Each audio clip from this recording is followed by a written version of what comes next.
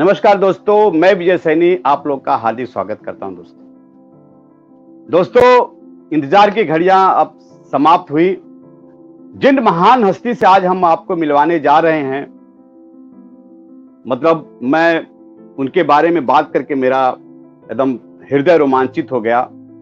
दोस्तों, बहुत हर्ष की बात है कि हम लोग जिनको बस्तर का गाधी कहते हैं, बहुत बड़ी बात है, उन महान व्यक्ति से आज मैं आपको मिलवाने जा रहा हूं दोस्तों। और उसके पहले मैं उनकी कुछ एक डेढ़ 2 मिनट की एक क्लिप दिखाने जा रहा हूं। उस क्लिप को देखिए, इसके बाद मैं आपसे उस महान व्यक्ति से आपको मिलवाऊंगा। तो हम उस क्लिप को पहले देखेंगे। दोस्तों, सैनी जी के बारे में आप लोगों को कुछ बताना चाहता हूं। बीजापुर में रिहा किए गए जवान को सकुशल वापस लाने के पीछे जो शख्स है वो है 92 साल के बस्तर के ताऊ जी धर्मपाल सैनी। उन्हें बस्तर का गांधी भी कहा जाता है। वे कोई 45 साल पहले अपनी युवावस्था में बस्तर की लड़कियों से जुड़ी एक खबर पढ़कर इतने विचलित हुए कि वो यहाँ आए और यहीं के हो गए। अपने गुरु विनोबा भावे से डोनेशन के रूप में 5 रुपए लेकर वे 1976 में बस्तर पहुंचे। वो युवा पिछले 40 साल से बस्तर में पद्मश्री धर्मपाल सैनी जी अब तक देश के लिए 2000 से ज्यादा एथलीट्स तैयार कर चुके हैं। मूलतः मध्य प्रदेश के धार जिले के रहने वाले धर्मपाल सैनी जी विनोबा भावे के शिष्य रहे। आगरा यूनिवर्सिटी से कॉमर्स ग्रेजुएट सैनी जी खुद भी एथलीट रहे। वे बताते हैं कि जब वे बस्तर आए तो देखा कि छोटे छोटे बच्चे भी 15 से 20 किलोमीटर आसानी से चल लेते हैं। बच्चों की इस क्षमता को खेल और शिक्षा में इस्तेमाल करने की योजना बनी। उनके डिमरापाल स्थित आश्रम में हजारों की संख्या में मेडल्स और ट्रॉफियां रखी हुई। आश्रम की छात्राएं अब तक स्पोर्ट्स में इनाम के रूप में 30 लाख से ज्यादा की राशियां जीत चुकी हैं। धर्मपाल जी को बालिका शिक्षा में बेहतर योगदान के लिए 1992 में सैनी जी को पद्मश्री सम्मान से नवाजा गया। 2012 में द वीक मैगजीन ने सैनी जी को मैन ऑफ द ईयर चुना। श्री सैनी जी के बस्तर में आने के बाद साक्षरता का ग्राफ 10% से बढ़कर 50% के करीब पहुंच चुका है। नमस्कार सर, कैसे हैं आप? हम लोग लाइव आ चुके हैं। क्या बात है। तो दोस्तों, जिस महान हस्ती से आपको मिलवाने जा रहे हैं, हमारे धर्मपाल सैनी जी, हम सभी की तरफ से आपका हार्दिक स्वागत करता हूं सर। धन्यवाद जी। सर, देश के लिए बड़े गर्व की बात है। एक तरफ तो दुख था कि हमारे इतने सैनिक मारे गए, लेकिन एक बहुत खुशी की बात है कि भारत सरकार और आप वहां की सरकार ने बोला कि भाई एक हमारे सैनिक जो पकड़े गए हैं उनको रिहा किया जाए, और आपसे बात किए कुछ सर उसके बारे में बताइए। 3 अप्रैल को यहाँ पर एक बिल्कुल धुर नक्सलवादी एरिया में एक मुठभेड़ हुई, और मुठभेड़ बहुत जबरदस्त थी, और उसमें 20-22 जवान शहीद हुए और 30 जवान घायल हुए, और एक जवान अगवा करने की समाचार आई तो उसको मुक्त कराने के प्रयत्न शुरू हुए। इसमें बस्तर की जनता का, गांव का, देश भर के पत्रकारों का बड़ा सहयोग मिला, और माओवादियों की तरफ से एक विज्ञप्ति जारी हुई कि वे एक प्रतिनिधि मंडल को उस जवान को सौंपने के लिए राजी हैं, और वे बातचीत भी करना चाहते हैं शांति के लिए। तो शासन ने मेरे साथ में 5 तारीख को बातचीत की। 6 तारीख को मुझे अगवा जवान के भाई का और उनकी 5 साल की बेटी का फोटो अखबार में देखने को मिला जी। तो मेरे मन में जो संवेदना जागी, तो मैंने शासन को वहां जाने के लिए स्वीकृति प्रदान कर दी। 7 तारीख को हम लोग वहां से निकले और धुर नक्सलवादी क्षेत्र में रात को 1:30 बजे तर्रेम नाम का एक थाना है, वहाँ पहुंचे। जी 8 तारीख को सुबह वहाँ पहुंच गए। वहाँ धीरे धीरे जो उनका जनताना सरकार होती है, जनसभा जी होती है, उसमें 20 गांव के लोग जुटे और 12 बजे हमको खाना खिलाया गया। 1 बजे हमारे ग्रुप के प्रतिनिधि मंडल के एक बड़ैया जी तेलम को बुलाया गया, उनके साथ बातचीत हुई। उसके थोड़ी देर बाद ही उनके आने के समाचार मिले और जब वहाँ पत्रकारों का एक युवा पत्रकारों का एक समूह बहुत मेहनत कर रहा था, काम कर रहा था मध्यस्थता के रूप में।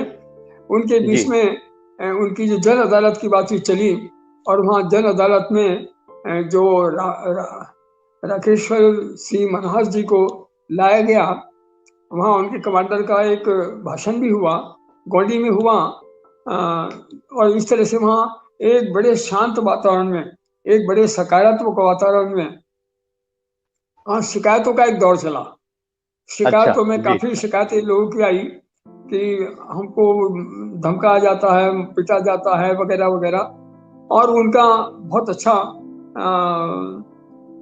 एक माहौल शिकायतों का होते हुए भी वहाँ जो उग्रता थी वो जी एक सकारात्मक रूप से शिकायतों का माहौल चलता रहा। जवान को वहाँ लाया गया और जो जवान थे उनसे वहाँ पत्रकारों का बातचीत चली। बड़े कठिन प्रश्न पूछे गए कि क्या जी आपको माओवादियों ने तंग किया, क्या आपको धमकाया, क्या आपके साथ मारपीट की, आपको टॉर्चर किया। लेकिन जवान ने बहुत शांति के साथ में अपने संक्षिप्त उत्तर दिए कि मुझे कोई परेशानी नहीं दी गई, कोई शर्त भी मेरे साथ नहीं लगाई गई है। एक बड़ा कठिन सवाल पूछा गया उनसे फिर कि आगे जी आप क्या करना चाहते हैं, क्या प्लान है। जवान ने बड़ी दृढ़ता से उत्तर दिया कि मैंने इस बारे में सोचा नहीं है, इसलिए इसका कोई उत्तर नहीं है। जी जी करीब करीब 1-1.5 घंटे ये सेशन चला। 1-1.5 जी घंटे बाद में पत्रकार अपने अपने समुदाय से हम सब लोगों से बहुत बातचीत करते रहे और वो जो वहाँ कमांडर आई हुई थी उनके साथ में कुछ और भी कमांडो उनके थे, उनके साथ में बातचीत होती रही। और एक हम सब लोगों ने एक ही कोशिश की कि वातावरण बहुत सकारात्मक बना रहे।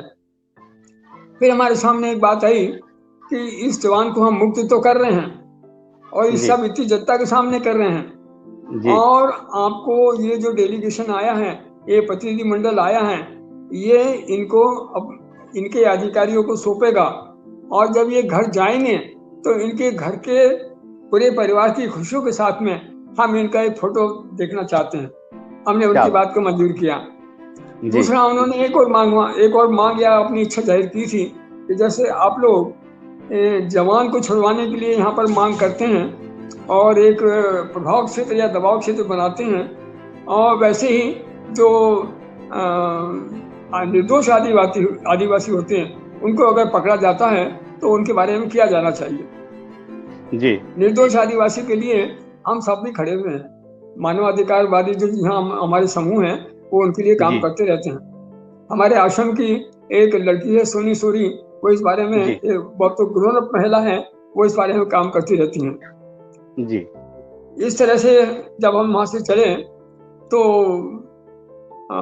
काफी दूर जाना था, सूर्य ढल रहा था।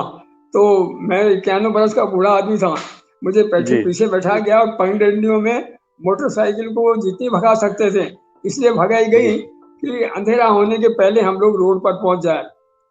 हम लोग वहां जब रोड पर पहुंचे तो हमने कोबरा बटालियन के कमांडर महोदय को पत्रकारों के साथ में हम जो प्रतिनिधि मंडल था 4 लोगों का, उन्होंने उनको सौंपा, उन्होंने उनको जांच के लिए भेज दिया।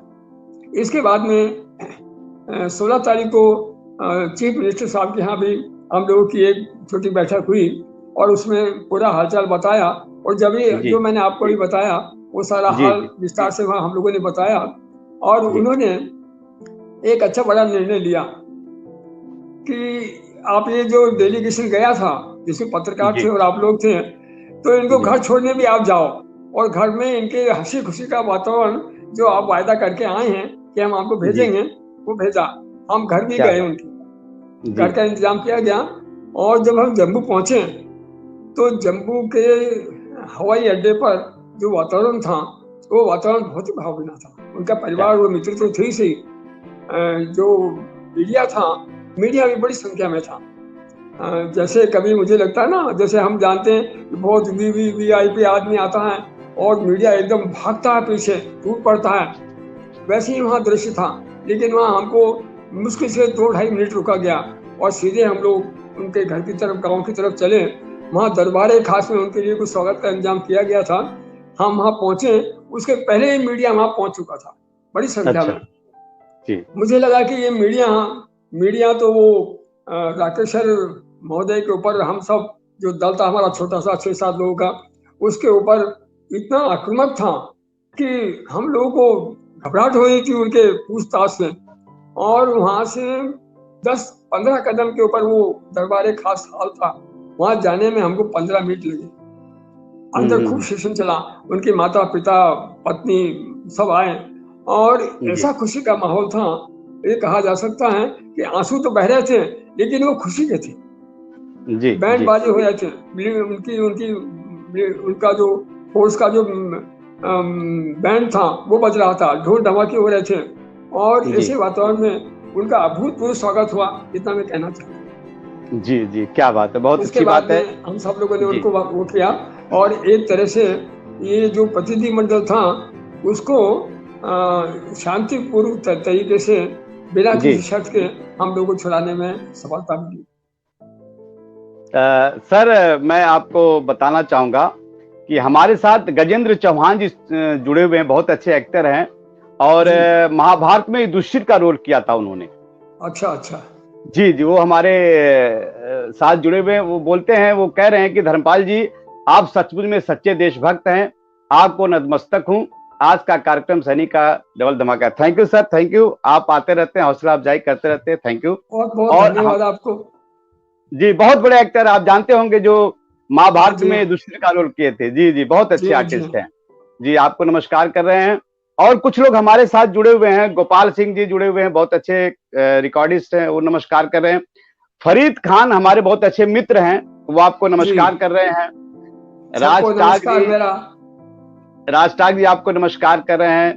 कुमार विकास सैनी जी आपको नमस्कार कर रहे हैं। शिक्षा कश्यप जी आपको नमस्कार कर रहे हैं। सामर्थ भारद्वाज जी नमस्कार कर रहे हैं। गुड़गुल टाइम भी आपको नमस्कार कहते जाइए, मैं भी नमस्कार कर रहा हूँ। जी, रवि यादव जी बहुत अच्छे एक्टर हैं, प्रोड्यूसर है और वो भी आपको नमस्कार कर रहे हैं, बहुत अच्छे व्यक्ति हैं। ढेर सारे लोग आपको नमस्कार कर रहे हैं। तो सर, सब लोगों को मेरा हृदय से नमस्कार, बहुत सारी शुभकामनाएं, धन्यवाद। जी जी सर, एक प्रश्न है, जितने मारे गए सैनिकों को हम लोग विनम्र श्रद्धांजलि अर्पित करते हैं। सर, आपने मध्यस्थता उनके बीच में की, क्या कारण है सर कि वो भी हमारे ही देश के हैं, हमारे ही भाई बहन हैं, सब लोग हैं, क्या कारण है कि वो हमेशा कुछ न कुछ ऐसी बातें होती रहती? मैं कुछ समझना चाहता था। ये बड़ा गंभीर विषय है जी। असल में जिस समय में देश आजाद हुआ और हैदराबाद में जो रजाकारों का पटेल जी ने पुलिस एक्शन किया था, उस समय वहाँ केवल रजाकारों ने बंदूक नहीं पकड़ी थी, बल्कि भारतीय कम्युनिस्ट पार्टी के लोगों ने भी बंदूक पकड़ ली थी और जमीन की छीना झपटी चल रही थी वहां पर। और इसीलिए बीनवा जी को वहां जाना पड़ा था, तेलंगाना में पोचमपल्ली में।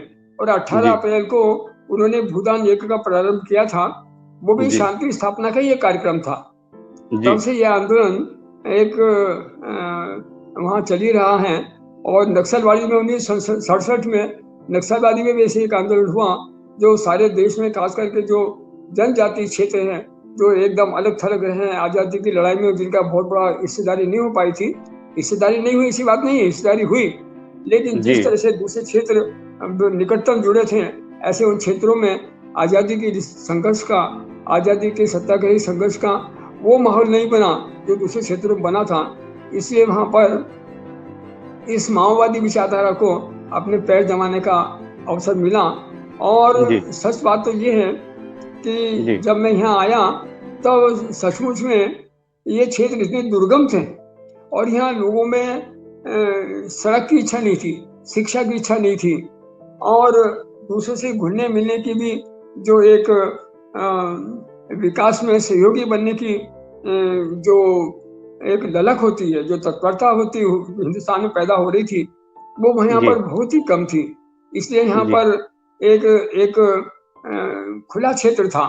तो जो इनमें पहले पहुंचा, उन लोगों ने यहाँ पर अपनी विचारधारा को फैलाने के लिए बहुत मित्रतापूर्वक कार्य किए और धीरे-धीरे आज वो बहुत सारे आंतरिक अंचलों में एक शक्ति के रूप में विद्यमान है। तो मतलब ये वो अगर वो सरकार से रुष्ट है तो किस बात के रुष्ट है कि उनके यहाँ विकास नहीं हो रहा, शिक्षा का विकास नहीं हो रहा है, या उन पे ध्यान नहीं दिया जा रहा है, और सरकार भी इतनी गंभीरता से क्यों नहीं ले पा रही है? कुछ तो ऐसी कहीं पे तो मिसअंडरस्टैंडिंग है कि कुछ प्रॉब्लम हो रहा है। देखिए, जो जो जो सामने आती बातें उसके जी। अनुसार, जैसे वहाँ सड़क बनाने से उनका इनकार है अभी यार। अच्छा। शिक्षा 5वीं तक पर्याप्त कहते हैं, बहुत स्कूल तोड़े गए पहले उन्होंने, अब नहीं तोड़ रहे हम्म हैं। हम्म और हम्म, लोकतंत्र की इस पद्धति को, जहाँ तक मैं जो जो समाचार पत्रों में आता है, जो विश्लेषण में आता है, वे लोकतंत्र को अपना आदर्श नहीं मानते हैं। ओके। इसलिए उनका अपना अपने जीवन शैली भिन्न प्रकार की वो करते हैं।